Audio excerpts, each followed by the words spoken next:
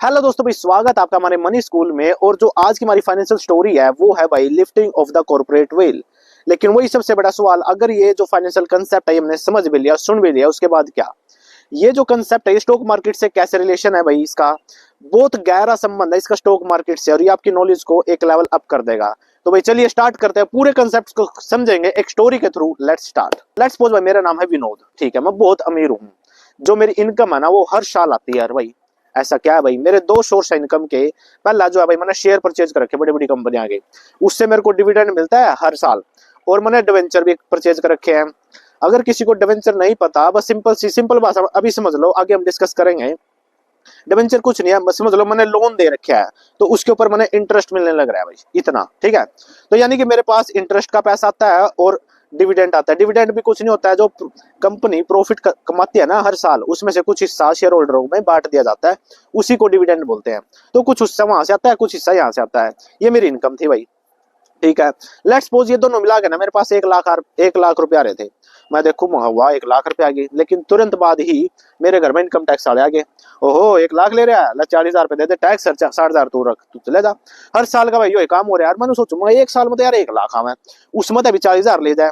मखा कुछ करना पड़ेगा, लोग यार बेरन को कर टैक्स बचा ले, मैं क्यों नहीं बचा पा रहा। तो भाई मैंने भी बहुत सारी बुक्स पढ़ी, वो कराया वो नो कराया। तो एट द फाइनल मैंने एक सोल्यूशन मिला भाई। मैंने क्या कराया, मैंने एक प्राइवेट कंपनी बना दी। और लास्ट लेक्चर हमने देखा था प्राइवेट कंपनी खातर दो ही तो बंदे चाहिए, एक मैं खुद हो गया, एक मेरा फैमिली मेंबर हो गया भाई। हमने बना ली। और मैंने क्या करा, जो मेरे नाम पे शेयर थे, जो मेरे डिवेंचर थे, वो मैंने इस कंपनी के नाम पे ट्रांसफर कर दिए भाई, ठीक है। अब एक साल अगला एंड होगा, अब वो जो डिविडेंड मिलेगा, अब जो इंटरेस्ट मिलेगा, वो मैंने तो मिलेगा नहीं यार, जिसके द्वारा शेयर होंगे उसके द्वारा जाओगा। और वो कंपनी यानी कि वो जो पैसा होगा कंपनी के पास आएगा, आगे 1 लाख। इनकम टैक्स वाले फिर आऊंगे भाई, हाँ भाई दे 1 लाख कटा तेरे। मैं बोल रहा हूँ भाई मेरे पता कुछ नहीं, जो मेरे पास शेयर थे डिवेंचर मैंने बेच दिया कंपनी का भाई, अब मेरे पास कोई चक्कर नहीं है। वे भाई कंपनी में गए, कंपनी में भाई दिखाओ क्या है, लेकिन कंपनी की उतनी इनकम थी नहीं कि उसका टैक्स लग सका ना, वहां कुछ मिला ना मेरे घर कुछ मिला। लेकिन वो कंपनी तो बस डॉक्यूमेंट में ही तो है, वैसे तो कुछ भी नहीं कर रहे हम। लेकिन अब मैं कंपनी पे क्या करूंगा, लोन के लिए अप्लाई करूंगा, ठीक है। लोन के लिए अप्लाई करूंगा, लेट्स सपोज 1 लाख रुपए के लिए अप्लाई कर दूंगा। लेकिन क्योंकि उस कंपनी में सबसे ज्यादा जो शेयर है वो मेरे हैं, यानी कि मेरी चलनी है, तो मैं जो 1 लाख रुपए है पीछे वाले दरवाजे से समझ ले मेरे पास ही आ जाएंगे। समझ लो अब ऑफिशियली चल क्या रहा है डॉक्यूमेंट में कि मैंने इस कंपनी का 1 लाख रुपए लोन ले लिया। अगर मैंने लोन ले लिया 1 लाख रुपए, तो उसके ऊपर तो टैक्स लगना ही नहीं, 1 लाख मेरी जेब में भी आ गए। और मैं पे करूं ना करूं तो आपने पता ही है, वो क्योंकि मेरी कंपनी है, लेकिन उन्हें नहीं पता थी। लेकिन जैसे ही हर साल में ये करने लग गया ना, 1 लाख रुपए वहां पे आ रहे हैं, मैं लोन ले रहा हूँ, मेरे पास आ रहे हैं, मैं यूज कर रहा हूँ, मजा आता है।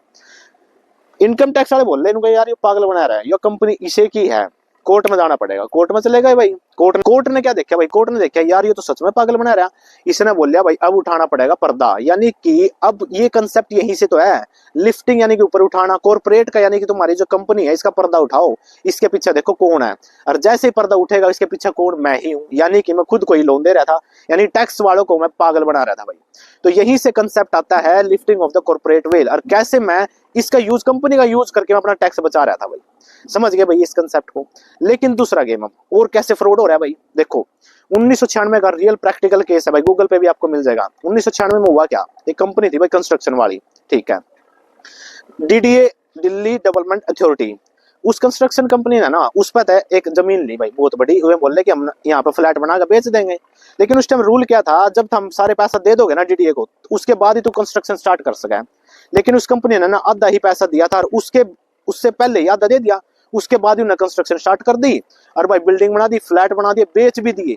अब आप ये सोचो वो जो कंस्ट्रक्शन कंपनी थी कितना पैसा कमा गई भाई। और कुछ भाई प्रॉपर्टी खरीद ली, कुछ कर लिया, लेकिन ये सारी प्रॉपर्टी कमा कर उसने ना उन डायरेक्टर ने अपने अपने लड़के के नाम, अपनी पत्नी के नाम कंपनी बनवा कर वहां पर ट्रांसफर मार दी। जैसे ही अब डीडीए वाले चलो भैया चक्कर मारे हमें, देखे के कर रहे के नहीं, वे देखेंगे यहाँ तो फ्लैट भी बन गए भाई। अब पॉइंट भी नोटेड, जो लोगों ने फ्लैट ले रहे थे वो तो डीडीए के पास था, जो कंपनी बेच के जा चुकी है वो तो उनकी जमीन थी ही नहीं। अब क्या करेगा भाई, अब डीडीए कहाँ जाएगा, अब डीडीए उन डायरेक्टर ने पकड़ेगा, उनको भाई जो जो कमाया सारा चुपचाप दे दो, मारो रे दिमाग खराब। अब वो क्या बोलेंगे डायरेक्टर, भाई हमारे पास तो कुछ भी नहीं है, हमारा तो देख ले खाली पड़े हम तो। भाई ये कोर्ट तो जाओगे यार, इतना बड़ा लॉस नहीं भाई।